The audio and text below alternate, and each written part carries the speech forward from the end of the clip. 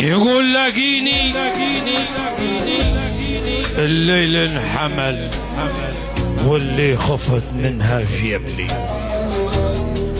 يلا خالد الدرزي فات فيك يا الليل وجيت وريها اللي مريتها. عبد الكريم بوزيد يلا ايش يبلك الليل زعمه يا العينين هالخوف خايفه. وعلقه جميله للغني خالد الدرزي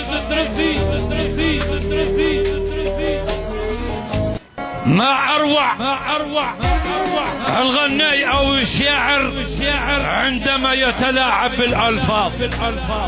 خالد الدرزي يقول جت بينهم اللي ما عمر جت بينهم عرب جت بينهم